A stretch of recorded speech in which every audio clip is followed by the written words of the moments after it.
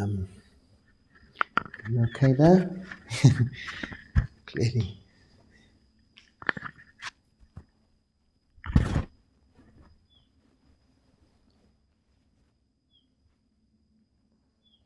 Having a good chew, aren't you, this morning?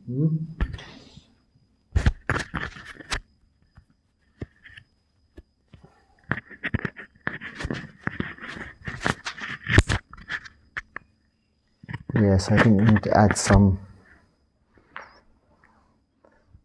stopping itching things to your list. Okay, where are we? Good morning, Namaste. This morning is the new moon day, Uposita, or Buddhist Sabbath or Holy Day. I will be going to Bangalore for the recitation of the Patimokkha, our 227 Bhikkhu rules, as I do every 15 days. Get together with other monks wherever I am. This has to be done if possible. And it's usually possible in this day and age. So, before I get ready and depart, I'll be going with Supanyo, the Samanera here. We'll be going on the bus into Bangalore. Combination of bus and metro. Before I leave, I thought I would answer some questions with Tom here. And then there'll be something to put on the channel for later. Okay, so I've just finished the morning chanting. We're doing this straight after. Let's quickly have a look. Unprepared. You've done that? Have you been licking this screen? Oh, that's a bit too much for now. How long do you have to meditate to get glimpses of rebirth? Actually, the one I've just said is too long for now. Some of that would come into it anyway. Well, this would depend on the meditator's karma. Parami, these are the qualities we develop throughout our lifetimes. So this is the results. Vipaka are the results of our actions, which we call karma, of body, speech and mind. Now, if you lead a wholesome life, practicing sila, samadhi, panya, through many lifetimes, you develop 10 qualities we call parami. I can't remember off the top of my head what they all are, but they include metta, patience, so include loving kindness, patience, meditation practice, good ability to deep absorbed meditation we call samadhi, generosity, energy in terms of the effort, sila, of course, moral virtue, equanimity, and so on. Now, we develop these qualities throughout our lifetimes, and not always in one lifetime do we begin or even attempt to develop them all, maybe just one. And there may be areas we're weak on.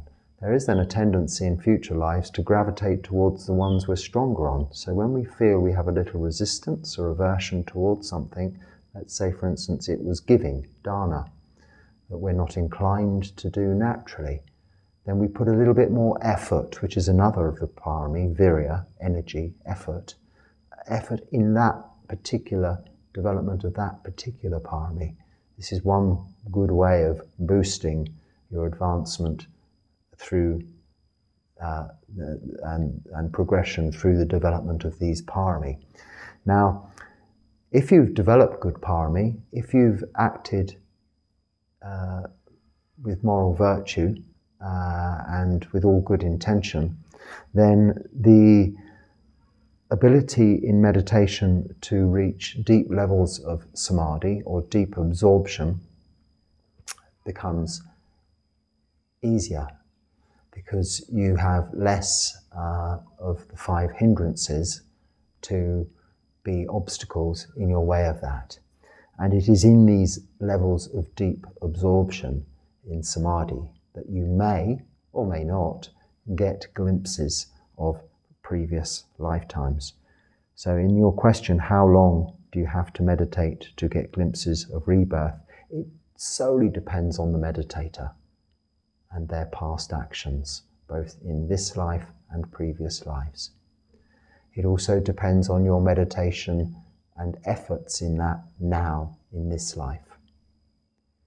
So there's no answer to that in specific time. It depends on each individual. In the chant that I've just said this morning, one of the verses is to be experienced individually by the wise, meaning that all of the results of this practice are to be experienced by each individual, and that will be experienced as a result of developing wisdom. So the development of wholesome mind states and the reduction of unwholesome mind states in this lifetime and through many previous lifetimes, possibly, if you understand that concept.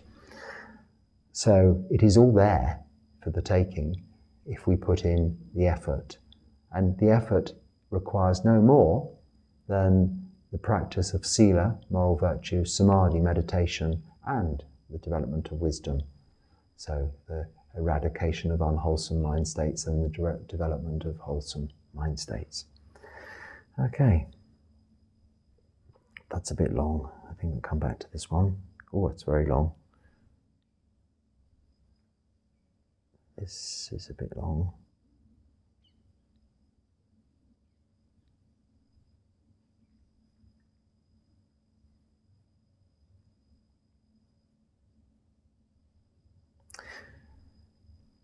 During anapanasati, that is mindfulness of the breath, meditation, during anapanasati, is it a must to feel the touch of the breath at the nostrils or feel the chest stroke belly moving? Because I can't feel the breath touching when it gets very subtle. Or is it enough if you just know the in-breath and out-breath without feeling the touch or any bodily movement? Yes, just know the breath, and as you say, the whole breath. The Buddha, he never mentioned nostrils. This has come about through commentaries or more recent times. Nowhere in the suttas does he say, sit there and observe the breath at the point of the nostrils. He in fact says, when in the Anapanasati Sutta, know the whole body of the breath. Now then, he's not referring either, in my understanding, to your body and the breath going into your body, the whole body, but the body as in the whole of the breath. So if we think of one breath in as a body of air entering and then one exhalation breath out as a body of air exiting, what you are saying is entirely correct, exactly right. You observe the whole breath as it comes in and the whole breath as it goes out, knowing, as it says in the sutta, if it's long, if it's short, if it's deep, if it's shallow, if it's fast, if it's slow. And we can go into the detail of the temperature. Is it warm? Is it cool? Is it different to your bodily temperature? Do you notice the difference as you exhale, as you inhale? He's asking us to understand the whole of the breath, not at a particular point necessarily. However, it is remarkably helpful, useful, and a successful way of drawing one's focus and attention to that breath by identifying an individual point, which is how it's come about that one has, or people have found the most obvious and direct way to access a point is at the nostrils, the precise point where air from outside enters the body to go inside through the nostrils. This is quite a sensitive area, and for many people is a good place for them to notice the whole of the body of the breath as it comes in and the whole of the body of the breath as it goes out. Alternatively to that, in other traditions, they would note the rising of the belly and the falling of the belly. Rising of the belly, rising, rising, falling, falling, as being indicative of the breath coming in, the breath coming out. But both are in reference to the whole body of the breath. So if you're able to just understand you're breathing in, I'm breathing out. Even when that becomes very subtle, you can still understand with all its subtlety, I'm breathing in very subtly. I'm breathing out. It's hardly noticeable, but it's there. Breathing in, breathing out. So, how the Buddha experienced, how the Buddha taught this in the Anapanasati Sutta is a way of just taking it further and deeper into samadhi without altering your perception. So when you cannot really quite detect it at the nose or with movement in the body, the belly specifically, you may still detect the breath coming in. So if you begin with the nose or the belly and you cannot detect it further, you'd have to switch to the whole body of the breath. So it's my preference to start with the whole body of the breath, continuing with that. And to keep one's attention upon it is to notice the quality, that depth, speed, temperature, these aspects of the breath, keeping your attention on that. I think that answers your question. Did I get it all in there? So, like often, your answer was in your question. Very often, your questions contain the answers. So it doesn't take much for me to answer them for you. You're just looking, most people are looking, including myself, we are all looking for reassurance, confirmation that we've got it, we're right, we're not going in the wrong direction. This is the point. This is the point of exchanging questions and answers, comments, and this kind of discussion. Okay, I'll try and condense this. I haven't edited these, that's why I'm floundering a little. I know monks shouldn't have attachment to food, but do you miss English food? I stay at a Theravada monastery regularly in Australia. We normally eat mostly Sri Lankan food, which is fine. Occasionally Ajahn Brahm comes to stay. He's an English monk, by the way, very famous English monk. Famous isn't the correct word, but renowned, well known, and he is very famous, so I have to say that. And it's nice as the supporters cook him shepherd's pie, bangers and mash, fish and chips, etc., as they know he likes it. Well, I've heard that. He likes a bit of fish and chips and such like, good old English food. He's a Londoner. This is, you say bangers and mash, crumbs, they have pie and mash a lot in where he comes from. Anyway, I'm surprised he's not onto jellied eels. They also eat that where he comes from.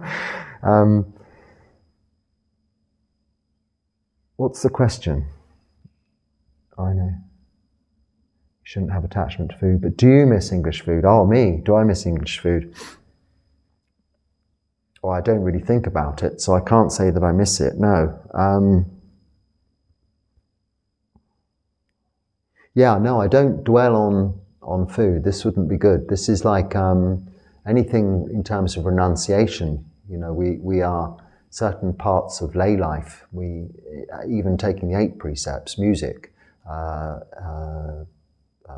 relationships, sexual activity, so entertainment, sexual activity, and eating after midday. These are the 3 parts of the Noble Eightfold Path. Sorry, not the Noble Eightfold. The 3 parts of the 8 precepts that aren't really to do with moral virtue, because they're not unwholesome acts in themselves, but they are to do with renunciation. So no time is it advisable to dwell on these 3 things. So to sit there thinking of all the music you're missing, or the experiences of relationships you're missing, or the food you're missing, would really not help with the practice. This is the point of those 3 additions to the 5 precepts. This is why we have them there when you come to live in a monastery. So no, I don't. But it's not intentional. I don't have to think, don't think about food. Don't think about food. It's just naturally happened, as it has with music and with relationships. I just don't generally dwell on those things. So if someone was to come to the monastery bringing in lots of, what is my favorite food? I can't even think of what my favorite food is that I'm missing. I would say probably pizza and chips is something that would be Not my favourite food, but very appreciated. In Thailand, occasionally people would actually bring in pizza. Is never really cooked before midday. It's not a breakfast, it's not a morning food. So in order to get pizza, lay people who have pizza shops, literally in Thailand, would open their pizza shop early, not to the public, but turn on their ovens, make pizza and bring it to the monastery for 8:30 in the morning dana offering, yes? So it's a very special treat. And of course, I'm never ever unusually able to get pizza at the time of day that I eat, in whatever country, even when I'm in the UK. It's very hard to get that kind of pizza. You could take one out of the freezer and cook it yourself, or ask someone to do that. So in terms of variety, pizza and chips, or fries as you call them, and Coca-Cola would be, something quite exciting, put it that way, stimulating to me. But if it came regularly, you could come to expect it and get attached to it. As you're saying, monks shouldn't be attached to food. So to some extent, as nice as it is, it's always a little bit of, oh, well, here's what you're missing, dangling a carrot kind of thing.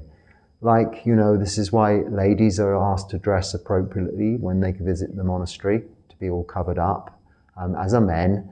And what's the other thing? And we don't want people to come in with their musical instruments or even their headphones on, if you could hear any tunes playing, because it's just waving temptation in front of people whom are directing their attention away from such things. But I'm not averse to a bit of pizza and chips if someone wants to send some here, but I think that's a completely impossible thing where I'm living at the moment. So it would be very nice. I'm going into Bangalore today, so you never know. But you see, this is not available before midday. And this is the only reason why it was never a great favourite, but it's the only reason why it's become something I would think of if I was to think of anything, is because of its unavailability. Its rareness, its uniqueness. This is why diamonds are precious, gold is precious, it's rare. And for monks, pizza and chips is rare. And for Ajahn Brahm, fish and chips, of course, because what fish and chip shop in the UK has fish and chips? Well, they do have a lunchtime trade, so often they have got the fat going, the fryers going before midday, so he could get someone, he is well known, a fish and chip shop owner could put the fish and chips in early, because it's something you would never want reheated the next day, it wouldn't work. But there we go. Also, I'm vegetarian, so none of those aforementioned shepherd's pie, bangers and mash, I know they have vegetarian options or variations on those, but it's not the same.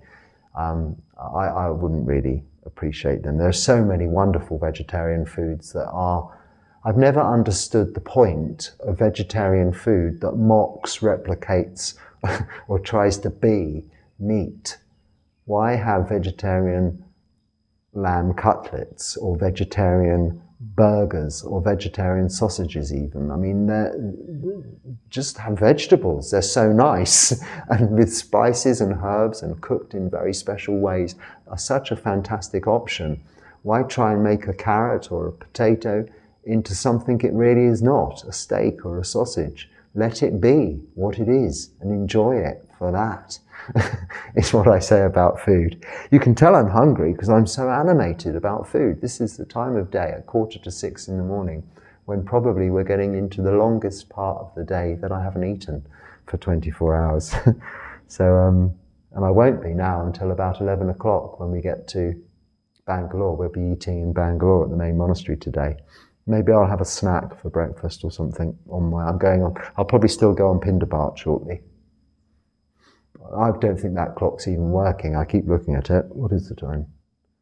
Well, coincidentally, it is correct now, but that's just because it's correct. All clocks are correct twice a day. Even a stopped clock is correct twice a day.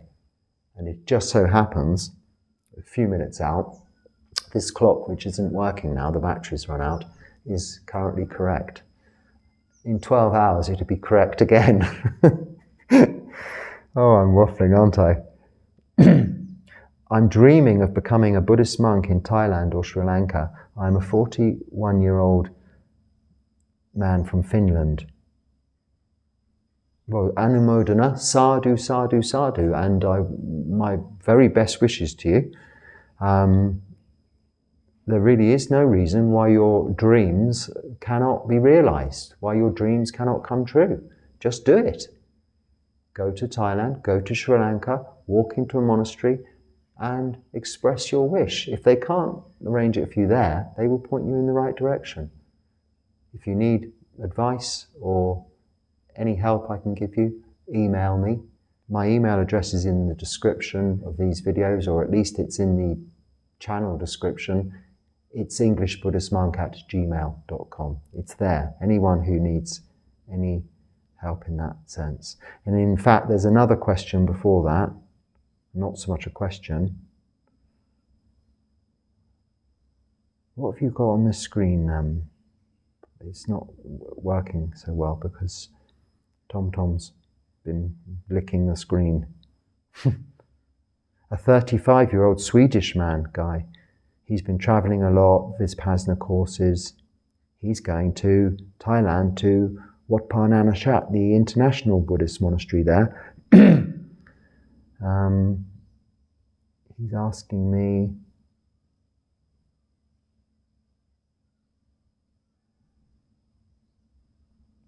yeah, so he's enjoyed his experiences of Vipassana meditation. He's enjoyed his experiences already of staying at Wat Pa Nanachat, the international Buddhist monastery in Thailand, in the Ajahn Chah Thai Forest tradition.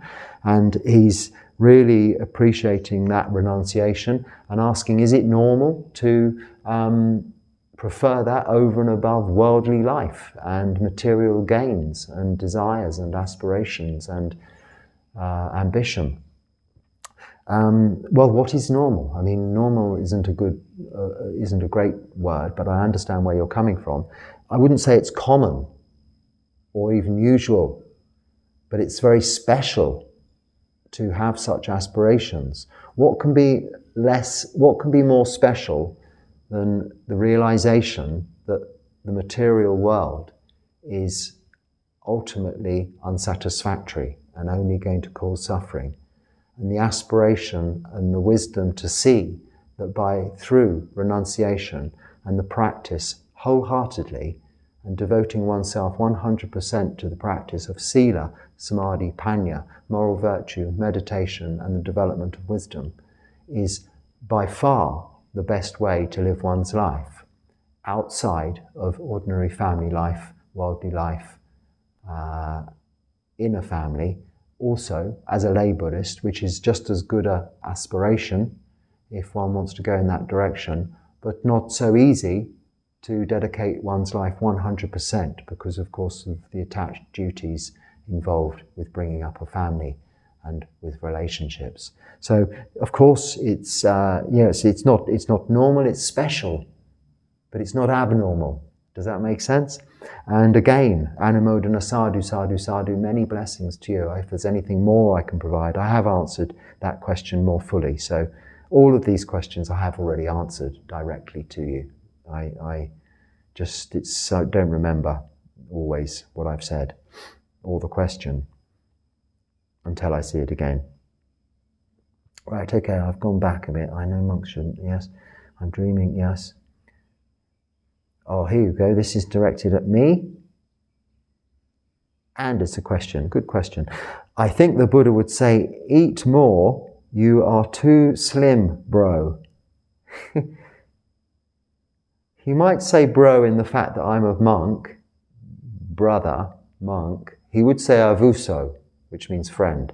We greet senior monks, Bhante, venerable, in Pali, and senior monks, I'm reminding myself of this because today this exchange will take place during our recitation of Patimokkha and our little ceremony of asking for forgiveness. When I speak to a senior monk and ask for forgiveness, confess my sins, I call him Bhante. He replies to me, avuso, friend. So the Buddha wouldn't say bro, brother, as they would in the Christian monastic organisations. I think they usually all refer to each other at whatever stage they are as brother. And we do call each other in English brother also. But I think you're saying bro as in the hip-hop slang term. And I understand where you're coming from. Eat more, bro, because I'm too slim. Well, I'm not fat, no, but I get enough. I'm not, I have to take a little bit of supplements, vitamin B12, and one thing I'm finding it a little bit hard to find or come by, well, it's probably you can get anything, but it's a matter of cost, is something called lutein, which you do find in green vegetables, but there's not a lot of green vegetables here. This is for eyes. When you get to my age, you need to keep certain levels up. So supplemented vitamins that I take are vitamin B12 and lutein. Vitamin B12 is very easy to get hold of here. Lutein, probably I can get that through Amazon India. I'll need to investigate that, it's expensive. Other than that, I get all the nourishment I need in my food that I have here, rice and dal mainly, and some vegetables. It's pretty good. What I'm lacking through not eating it, eggs, milk and cheese and meat, I get from vitamin B12 tablets. And for my eyes, lutein is another supplement I can take. And we do, not so much in this monastery, but normally fruit. I'll have a good feed up today when I go to the main branch. There'll be a lot to eat. There's always a lot of food there. I am a little thin, yeah, I know that. I'm trying to eat a bit more. Oh, and you do say I respect you, man. It's very nice of Uso, thank you. Could a type 1 diabetic be a monk? This is part of the same statement question. I'm sorry, I don't know exactly what type 1 diabetes is, but there's no real specific health condition that prohibits anyone being a monk. In the questions and answers, there are questions and answers during the ordination. It is asked that you're generally healthy. So if that is answered yes because you are taking medication, so in the case of diabetes, let me guess, and I could be wrong, but I think if you're taking insulin, then you're generally as healthy as anyone else, then you're healthy. You don't have to say, I'm only healthy because I'm taking insulin, and without that I'll die. As long as you've got medication in place and organised, then I think that's okay. And there are some weird questions about whether you've got all of your limbs, arms and legs. In fact, one Avuso brother asked me if it was the fact if I was going to have a problem with my ordination. He said, no, he actually said, I don't think you can take Upasampada, higher ordination, Upasampada, Bhikkhu ordination, because you've got a finger missing. I said, no, it specifically says, I'm sure, in the questions, arms and legs. Now, even that is open to question, is open to debate and discussion with each monastic sangha in each monastery, because, of course, this was really just referring generally back in the Buddha's time, because they were looking at bringing monks on board who were fit and able to carry out the practice without burdening their brothers, their Ravusos, their other Sangha members, and even in this day and age, in the West, the maximum age for ordination when I left England was 50, I think. Now it might have been put up to 55. I'm not sure about that. But I was approaching 50. And if I'd been more than 50, technically you can't ordain. Now that's not because there's anything wrong with ordaining over 50, because here in Asia, throughout Asia, Thailand, Myanmar, Sri Lanka, India, people don't even think about it before 50 sometimes, and many people ordain over that age. But I think in the West, they were looking at how you look after aging monks. And of course, a growing population of monks, a growing Sangha, has more and more aging monks to be looked after. And you don't want a disproportionate balance of old needing looking after and young to look after them, because it would become a care facility. If you are ordaining, as in Asia, monks from the earliest age of 20, then there's plentiful supply of young monks. But if in, say, a country where Buddhism is relatively new, you're only getting middle-aged to above 50s, then the proportion of old, aging, needing care monks would be too high for it to survive logistically. It would be impractical. There wouldn't be enough care offered. There are also restrictions, you see, as to how you are cared for. In Thailand, I was looking after a 69-year-old, so not very old, but very sick monk. He cannot be just nursed by anyone.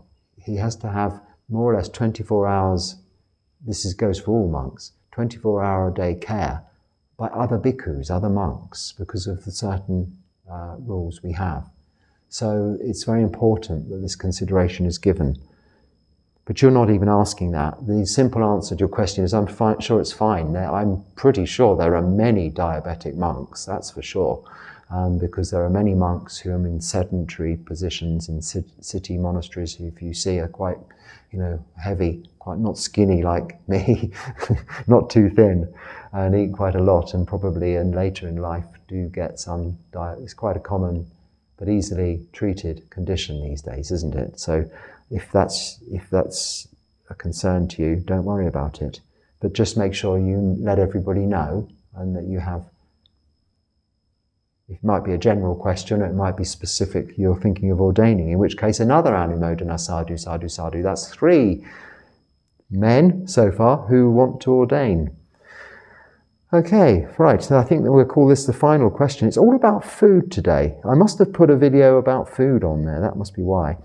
You eat only 1 meal a day, like this, well, referring to that video, I suppose, and stay healthy. You look a little thin. That's the same question, isn't it? Well, yes, healthy and a bit thin, but I'm okay, thank you. Okay, yeah, I do need to put on a little bit of weight, so I'll eat a lot when I go to Bangalore today, and maybe we'll get some samosas or something from the local village, and have that with our daily meal. They're nice and fattening. But I walk a lot. I walk, not so much here as when I was in Thailand, but I try to walk a minimum of sort of 3 to 6 kilometers. But I was walking previously 9 to 12 kilometers every day. And on 1 meal a day, it doesn't mean you're unhealthily thin. You're just burning up the calories, so you don't put on extra weight, extra fat, which is in reserve. You're using up your reserves through the walking. But I'm not over-exercising. I have a very sedentary life. I'm mainly sitting in meditation, because to walk 9 to 12 kilometers a day doesn't take up much time. This was just in my general activities. Pindapat was 3 kilometers. Going to get water was another 3 kilometers. That's 6 gone. Another 3 kilometers was just around the monastery grounds. Water I didn't have to get in Thailand, but this was when I was previously in India, at the previous kuti where I was staying. And then incidental, another 3 kilometers walking around. So it's easy to clock up those kilometers in walking. And that's all using energy and resources, but not in an unhealthy way, in a very healthy way, cardiac-wise, heart-wise, respiratory-wise, lung-wise, without overstraining joints, muscles, as you would in exercise or running, something of that nature. But I'm aware, and also notice myself, sometimes maybe feeling even a little faint, because it's very hot here. You sweat a lot. It's the monsoon season, but that doesn't seem to really affect this part of India so much, and some very tragically affected parts, I understand, up north. But that's very many thousands of kilometers away from here. Central southern India is a pretty stable climate, but very hot. You sweat a lot, you lose a lot of weight that way too. I'll just quickly flick back to the beginning. I think I'm going to leave the big question on self and not self and rebirth. to a whole talk on its own. And then if I can just sum up this one before I finish. Basically, this subscriber is asking about giving advice to others whom you see the errors of their ways. Not necessarily, I don't think, in just this practice alone, but in all areas of life. And how do you give advice without seeming you're, coming from a place of authority or in judgmental way? It's a long question, and I have answered it directly, but I'm trying to bring the essence of the question from that to give a simple answer. Whether it's to do with encouragement, admonishment, criticism, judgment, any kind of speech to others, expressing your opinion about what they're doing and how they're doing it, you just go back to what I was talking about previously in another talk, those 5 qualities of right speech. So in the Noble Eightfold Path, the third, so very important, we have right view, right intention, and then right speech. And right speech can be the hardest of the Noble Eightfold Path to keep right, because so often, as I'm doing now, we're speaking without thinking about what we're going to say next. It's just coming out. When I'm talking to you about Dharma, about these teachings, occasionally I'm having to look and read and think, but then whatever I'm saying is coming out. This is all a part of not self, a good example of not self, in that we, with not self, have no control over our heartbeat, or our respiratory rate, or even our aging, or becoming sick, or even our ultimate demise, our death. This is out of our control. But a very literal and obvious way of seeing this is how we speak. How often have you said something and thought, oh, I wish I hadn't said that, or, like that.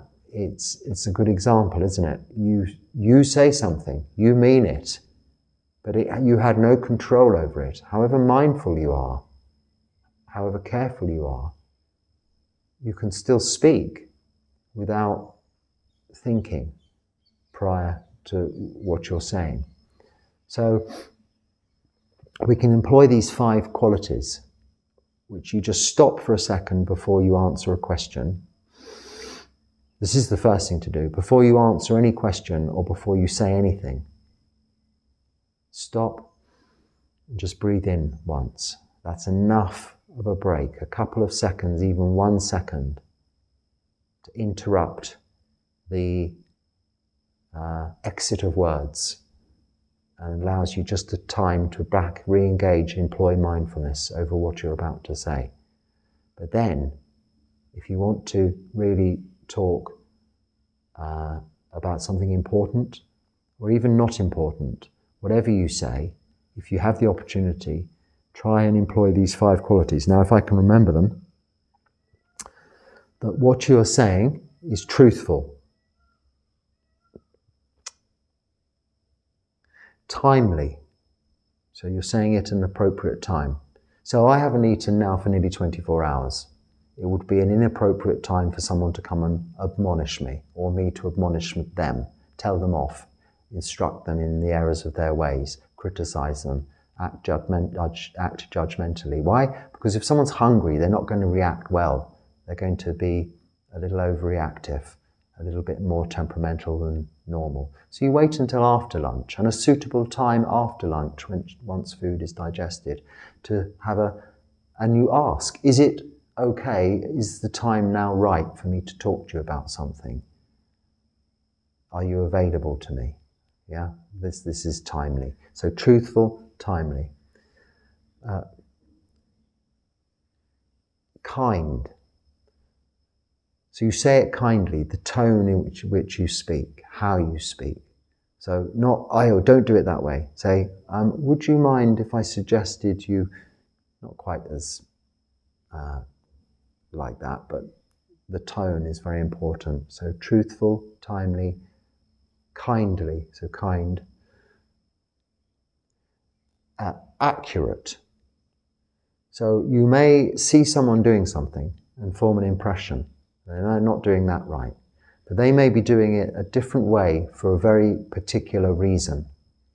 And if you don't know that particular reason, your judgment of their incorrectness is wrong. So always check, verify that you are accurate, especially if it's coming hearsay from a third party. Someone says, so-and-so did this. You make sure you know that so-and-so did do this, and if they did do this, why they did this, before you correct them about doing this. Yes, accurate. And finally, that you are correct in that form of behavior yourself. So do not criticize others if this is what you're doing. If you're in a glass house, don't throw stones, is the expression. Or let he without sin cast the first stone.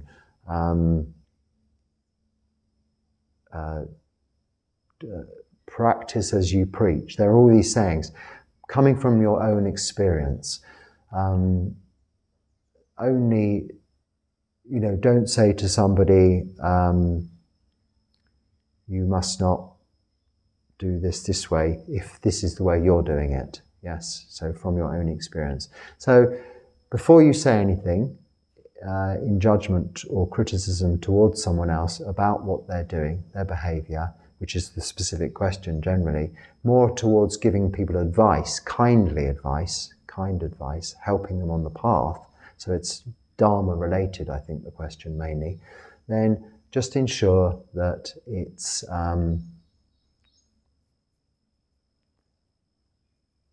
I've forgotten now. Truthful, timely, kind, accurate, and coming from a place of your own experience. If you employ those 5 qualities to what you're about to say, then it's quite appropriate to say whatever. You can't go wrong. And if you're guiding someone back onto the path, if you're suggesting that perhaps what they're doing isn't going to help their practice, then you're only doing good.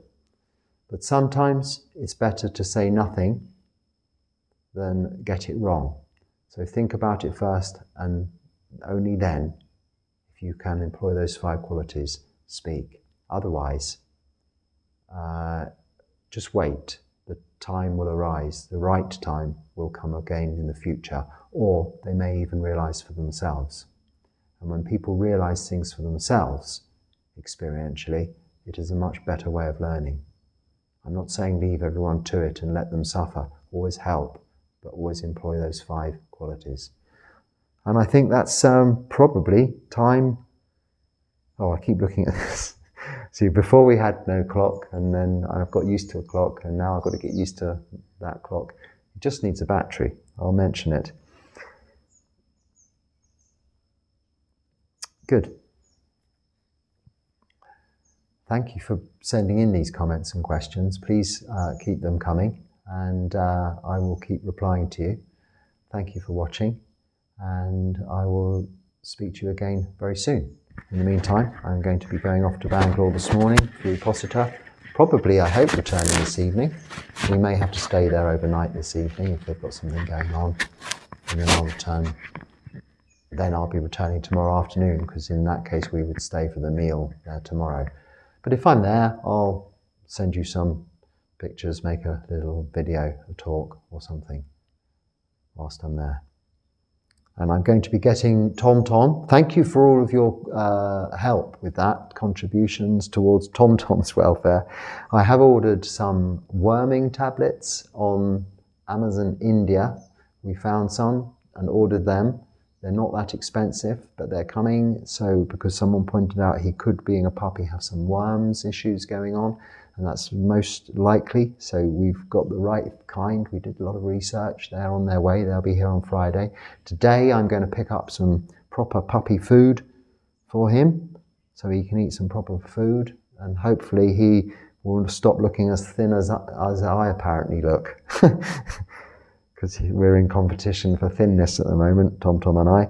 So he isn't eating properly, I know that, because he doesn't seem too keen on monk food, which is understandable, being as he's a growing puppy. So we're addressing that, and that is largely as a result of your kindness and dog dana that is being offered, Sangha dana. those kind offerings. So Anumodana, sadhu, sadhu, sadhu, for all of that help. Thank you very much indeed. Okay. Oh, I can't get up now without waking you up, can I, Tom Tom? Excuse me, Tom Tom. That's a good boy. Time to go. Yes.